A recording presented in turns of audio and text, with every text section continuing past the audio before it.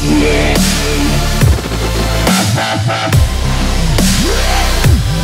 hari ini kita masih bisa makan 3 kali, saudara harus bersyukur kepada Tuhan.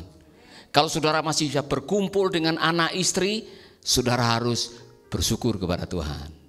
Amin.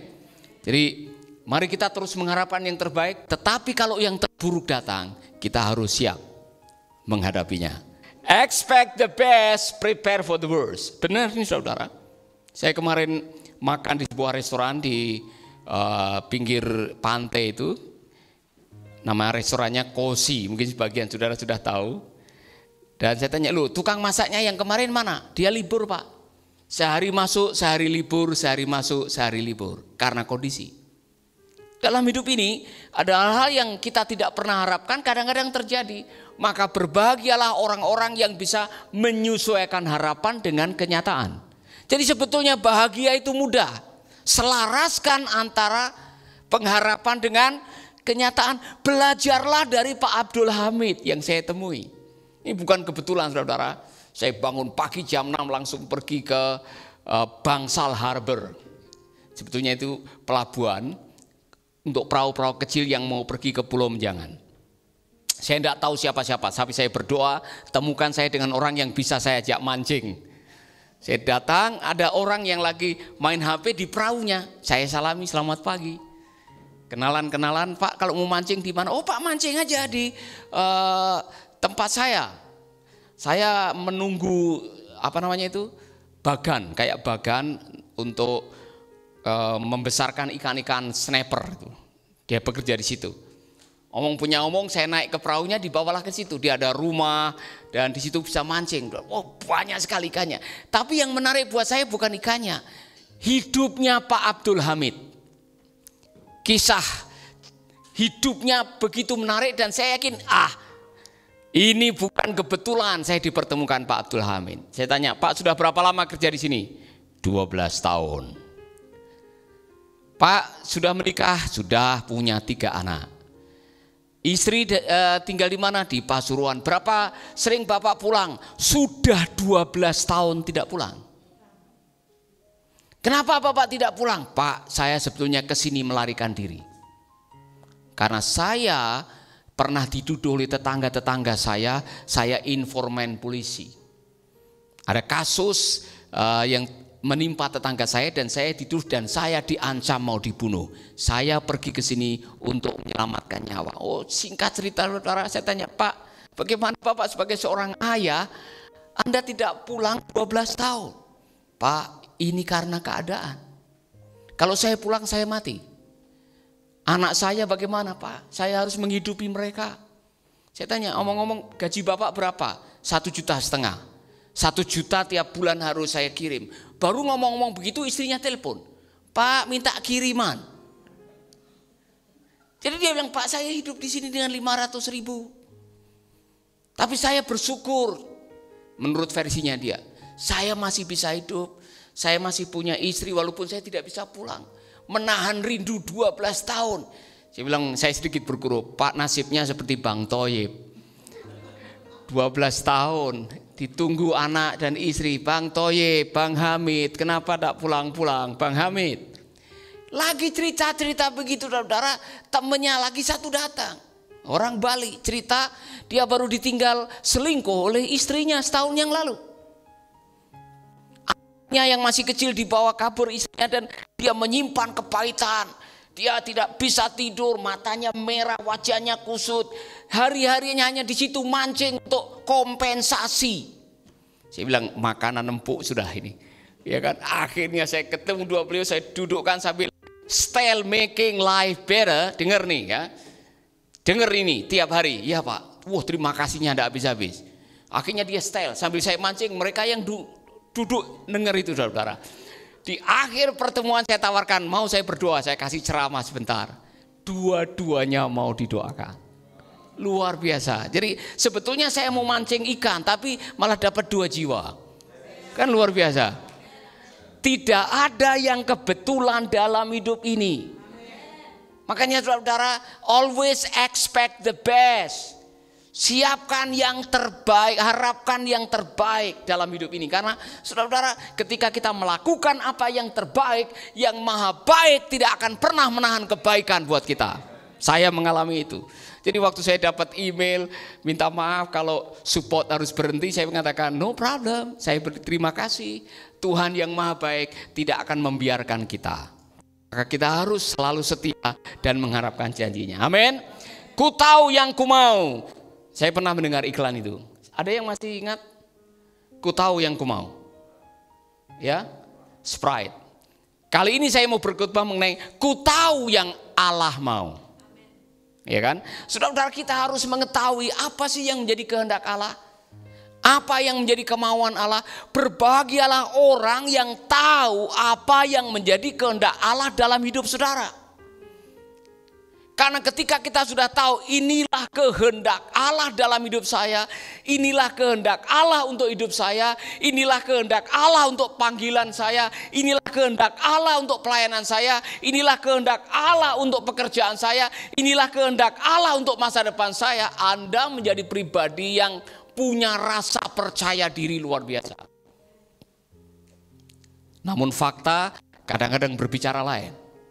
Ada orang-orang yang begitu rohani, orang-orang yang bahkan menjadi pemimpin rohani, orang-orang yang dalam posisi mempengaruhi. Mereka sendiri tidak tahu bagaimana harus hidup menurut kehendak Allah. Itu persoalannya. Sehingga pada akhirnya kita melakukan tindakan-tindakan yang melanggar kebenaran Allah. Kalau kita dalam posisi sebagai pemimpin, kemudian kita melanggar kehendak Allah, maka anak buah dan pengikut Anda akan lebih jauh meninggalkan Allah.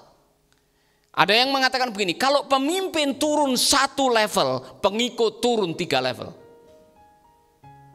Nah sekarang ini ada seorang pemimpin yang jelas-jelas dia selingkuh, jelas-jelas dia berzina, jelas-jelas dia pergi dengan istri anak buahnya. Kemudian orang semua pada diam dan mengatakan tidak ada bukti. Saudara-saudara, kalau kita seorang pemimpin, kita diberi ilmu namanya marifat, hikmah dari Tuhan. Kalau sudah ada yang namanya azas ketidakpantasan, tanpa bukti pun azas itu kalau semua yang lain sudah tahu, harusnya kita bertindak. Oh, tidak bisa ditindak, tidak ada bukti. Kita sebagai pemimpin, kita harus mendengar apa yang Tuhan kehendaki dalam kehidupan kita. Akhirnya saudara-saudara, kalau saudara membaca di dalam kitab Mika atau Nabi Mika, nanti kita akan membaca beberapa ayat, saudara akan menemukan betapa Tuhan marah kepada umat Israel dan kepada para pemimpin oleh karena pelanggaran-pelanggaran yang membuat mereka kena, boleh dibilang, kesulitan dalam hidup mereka. Mari kita akan membaca di dalam kitab Mika pasal 6 ayat yang ke-8. Jadi setelah pasal 1, pasal 2, pasal 3 itu semua mengenai apa yang Allah akan lakukan. Apa pelanggaran-pelanggaran para pemimpin dan umat Israel. Pada akhirnya Allah memberikan peneguhan apa yang dia mau, apa yang seharusnya engkau lakukan, apa yang seharusnya engkau berikan kepada Allah. Hai manusia, telah diberitahukan kepadamu apa yang baik. Dan apakah yang dituntut Tuhan kamu selain apa saudara? Berlaku adil. Yang kedua, mencintai kesetiaan dan hidup rendah hati di hadapan Allahmu. Saudara lihat, saudara baca kitab Mika dari awal sampai akhir, saudara akan bertemu dengan persoalan bangsa, negara, umat, dan pemimpin yang pada akhirnya bermuara kepada mereka tidak tahu bagaimana harus hidup. Aneh sekali saudara. Orang-orang yang secara rohani mereka sering khotbah, sering memberikan pengajaran, sering menelaah firman, tetapi mereka masih tidak tahu apa itu kehendak Tuhan. Sampai Tuhan dengan jelas mengatakan ini yang mau, ini yang saya mau, yaitu berlaku adil, karena pada waktu itu banyak ketidakadilan. Yang namanya penyuapan itu terjadi. Bahkan itu terjadi kepada pemimpin-pemimpin rohani. Yang namanya ketidaksetiaan itu mereka alami.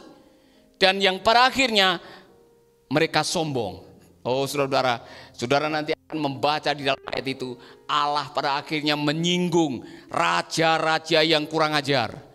Termasuk Ahab masuk lagi namanya di situ. Raja-raja yang jahat. Karena rajanya jahat, rakyatnya ikut jahat. Karena raja yang buruk, kelakuan rakyatnya menjadi buruk. Mari kita belajar apa yang Tuhan kehendaki. Yang Tuhan kehendaki adalah to do justly. Adil. Saya belajar kalimat ini saudara. Ternyata itu artinya adalah legal decision given by God to be followed by people. Yaitu sebuah tindakan penghakiman atau menilai secara sah. Pada zaman itu kalau Tuhan ingin membuat keputusan benar atau tidak itu pakai alat. Artinya keputusan yang dibuat berdasarkan apa suara Tuhan, justly. Saudara, ketika kita membuat keputusan didasarkan atas kebenaran Allah, bukan emosi, bukan perasaan, bukan kedudukan, maka saudara akan menghadapi masalah yang serius dalam hidup ini. Maka kalau ingin to do justly, melakukan apa yang adil, landasan keputusan Anda adalah firman Allah. Landasan keputusannya adalah kehendak Allah, bukan kehendak pribadi. Jelas ya? Jangan seperti Bu Marah dengan Pak Sabar. Saudara pernah mendengar kisahnya Bu Marah dengan Pak Sabar? Kasihan sekali, saudara. Saya dulu waktu mengajar sekolah minggu pernah ini. Jadi semalam sebelum hari raya Idul Fitri, Ibu Marah ini marah-marah karena kalungnya hilang. Oh saudara-saudara, yang jadi kompensasi atau tempat untuk meluapkan emosi adalah tetangga sebelah yang namanya Pak Sabar, yang kerja di peternakan bebeknya dia. Jadi waktu dia sedang siap-siap untuk besok Idul Fitri, Bu Marah malam-malam ngelabrak rumahnya Pak Sabar. Pasti Bapak yang ambil kalung saya. Siapa lagi yang mengambil kalau bukan Bapak? Bapak ada tetangga yang bisa keluar masuk rumah saya. Pak Sabar, kalung apa Bu? Saya tidak tahu kalung Ibu yang hilang di mana. Saya tidak mengambil. Alah, tidak usah repot-repot. Tidak usah kasih alasan. Saya tahu Bapak yang mengambil. Dia belum apa-apa sudah marah, saudara-saudara. Namanya juga Bu Marah. Namanya Pak Sabar, dia cuma ngelus dodo, sing sabar lan mante. Bukan, lagunya bukan itu. Sabar dalam susah sukarmu, sabar. Wah, dia sudah biasa dimaki-maki sama Bu Marah ini, karena memang dia pengusaha bebek yang sangat-sangat arogan. Pak Sabar hanya bisa melipat tangan berdoa, Tuhan berikan keadilan. Tuhan tunjukkanlah siapa yang melakukan kesalahan. Idul Fitri pagi-pagi jam 6. Waktu pembantunya Bu Marah potong bebek, dia terkejut karena kalungnya ditemukan di temboloknya bebek itu. Ternyata kalungnya jatuh disosor oleh bebek. Maka pada waktu pembantunya mengatakan, "Ibu, kalungnya ketemu." Ibu Marah merasa heran, di mana ketemu? Di tembolok bebek yang dipotong ini. Oh, jadi saya salah memarahi Pak Sabar? Salah, Ibu harus minta maaf. Minal aizin wal faizin ini hari ini. Saudara-saudara, betapa sering saudara dan saya kadang-kadang kita memberikan judgement tanpa kebenaran. Itu ketidakadilan. Maka to do justly, melakukan sebuah penilaian berdasarkan kebenaran harus menjadi landasan bagi kita sekalian. Amin. Kita semua saudara, apalagi dalam keadaan emosi, dalam keadaan kita diperlakukan tidak adil, kita mau berlaku tidak adil kepada orang. Tetapi dalam hidup ini saudara harus belajar. Mari kita menghakimi, menilai, memberi judgement bukan apa kata orang. Bukan apa kata emosi Anda, Bukan kata apa yang ada di dalam hati Anda, tetapi apa kata firman Tuhan. Amin.